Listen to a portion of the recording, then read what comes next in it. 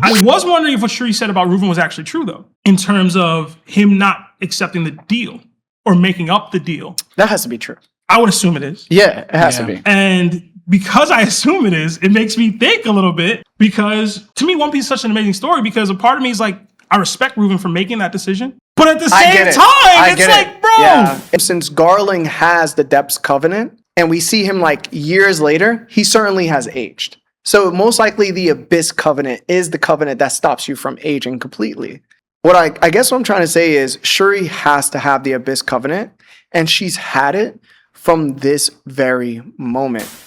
It turns out the One Piece community was right all along. Princess Shuri isn't King Reuven's biological daughter. When the Celestial Dragons arrived in Asperia 15 years ago, Candelle was SA'd, bro. Clear as day. Which resulted in Shuri's birth. Despite that tragedy, King Reuven chose to marry Candle and raise Shuri as his own daughter.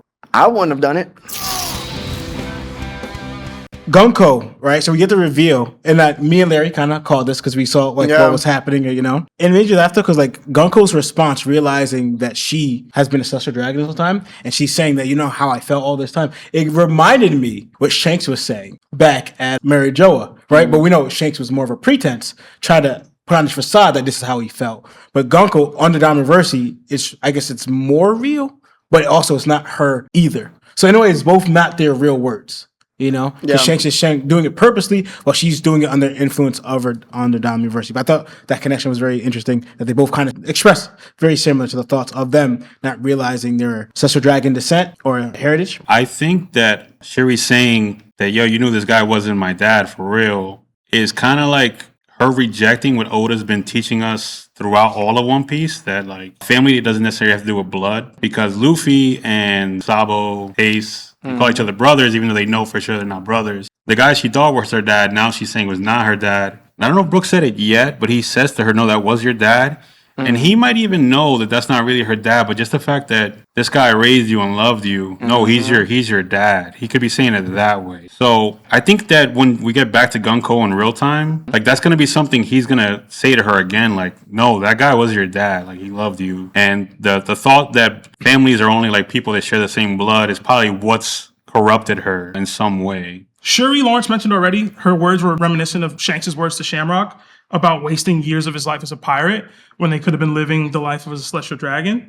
Now, I do believe that it was mentioned in Harold's flashback or during that section that the Diamondversity does alter your mind. So obviously, I don't know if there's like outward, like this is what Shuri's actual thoughts are. But I did think to what Marv was just talking about like how this is spitting in the face of everything Oda's almost ever taught us in the story about found family and like blood not being the thing that matters the most. But yeah, again, I will give Shuri grace when she's young too. Diamondversity is supposed to alter your mind. I was wondering if what Shuri said about Reuven was actually true, though, in terms of him not accepting the deal or making up the deal. That has to be true.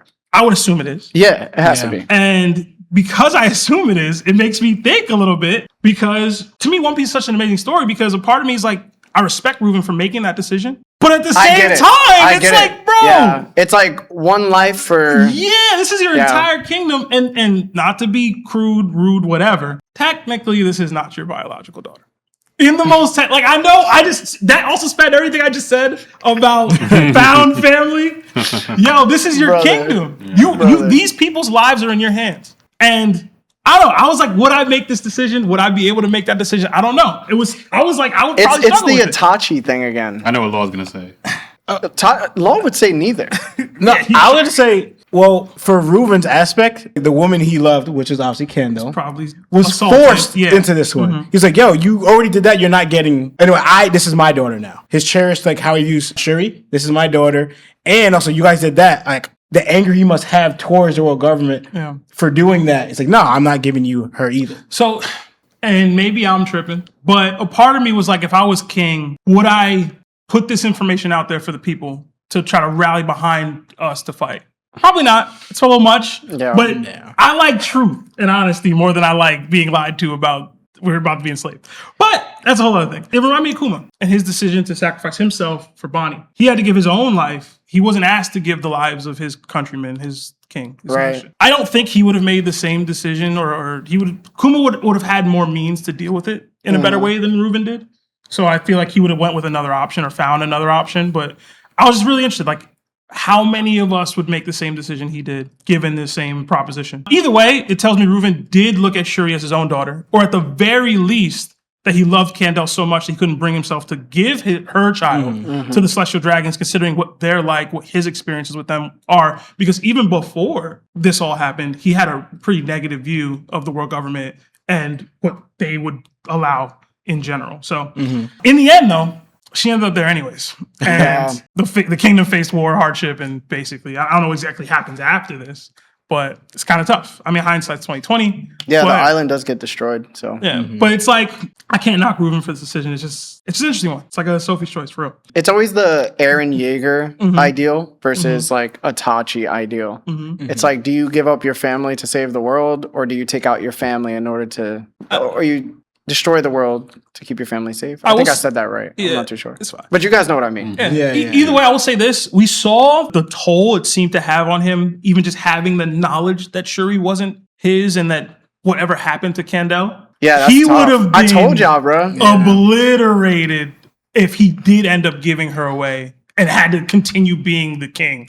If he had to sit there and watch it too. Oh, I don't know about all that. That's what I'm saying. I'm hoping he had that to deal could with that. ruin somebody. I mentioned it last time. But it's making him watch it. Just why? That's just.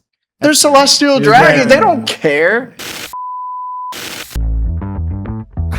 Yeah, I'm so fresh like the morning. Mouth wide open like they yawning. Every time they see me, they in G-Shock. Homie, this is too far. Homie, I feel too alive. You can see me like Illuminati. You can see me like Illuminati. But I'm shining so bright, so bright. Don't come and try to share some of this light now. Give me a beat and I control it like a maestro. Ladies on a mission, they be trying to get me wiped up. Shawty, wait a minute, can't tell if I like ya. Gotta make sure you know how to shake it like a bartender. Team with me and they all winners. And you know we ballin' all winners. So, as far as we know, she's been possessed on 2 separate occasions under 2 different covenants. The first is when Imu possessed her on Elbath while she was Gunko as the vessel. We know Shuri is 77 years old, yet she doesn't look a day older than 16. So, Saint Saturn previously established that those blessed with Imu's power are capable of living for centuries without aging, which makes Shuri's appearance particularly interesting, right? But here's where it gets really interesting. At that moment, we know of 4 different covenants tied to Imu's power. Domi Reversi, the Shallows, Depths, and the Abyss covenants. Domi Reversi appears to be the lowest form of the bond, we know that. The Shallows Covenant seems to provide little more than faint connection to Imu, and it doesn't appear to grant you regeneration. The Depths Covenant does provide regeneration. We saw that with King Harold. Now, we don't know which one technically stops you from aging, but we can assume since Garling has the Depths Covenant, and we see him like years later, he certainly has aged. So most likely the Abyss Covenant is the covenant that stops you from aging completely. What I guess what I'm trying to say is Shuri has to have the Abyss Covenant, and she's had it from this very moment. We also know that she stood in the throne room alongside Imu, suggesting she holds a uniquely close connection. What's also interesting is how differently Imu possesses her compared to others. When Imu influenced King Harold, he seemingly had the Depths Covenant, whatever. But she, during her possession, she had the ringed eyes. So it shows like maybe Imu can just straight up possess you with the Abyss Covenant, but Imu can't possess you when you have the Depths Covenant. He relies on your evil nature, the same way Domi Reversi does, to make you act on those impulses.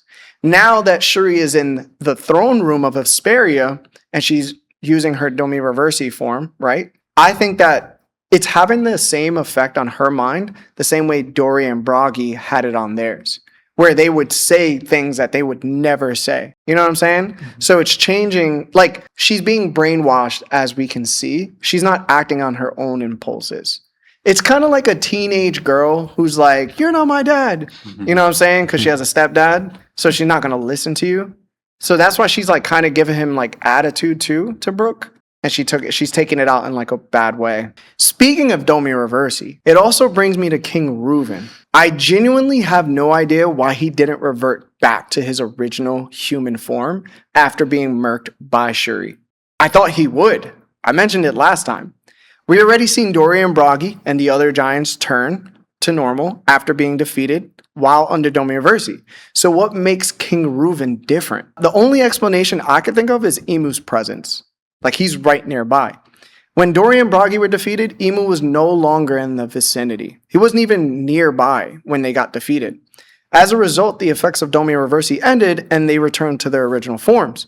We've also seen that Imu's power extends over a certain radius. So when you remember when he landed on Elbaf at the Oris Castle, the buildings and trees started laughing and singing and there was like music. But when he left, they reverted back to like their original forms. So in my head, I'm like, maybe the same principle applies here.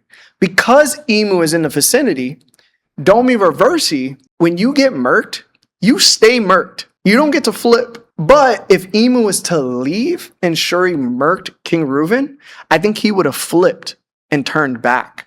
And when you look at him too on the floor, he no longer has horns and he no longer has wings. So he's out of Domiaversi. And I was like, oh snap, I didn't notice that.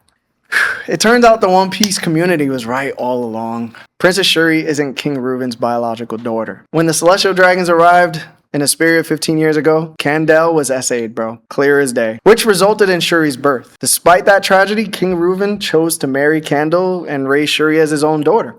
I wouldn't have done it. Just gonna say it. I wouldn't have been the man to step up. But it's so crazy that many of us suspected, like, the guy in the back could have been a Holy Knight, past Admiral, somebody.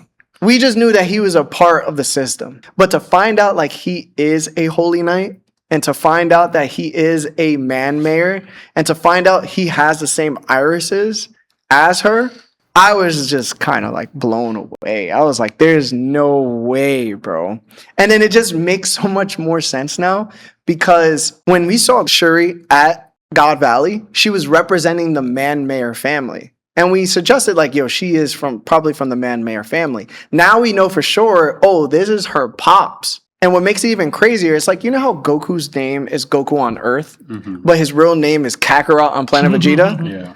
I'm pretty sure Gonko is her celestial dragon name, her native name.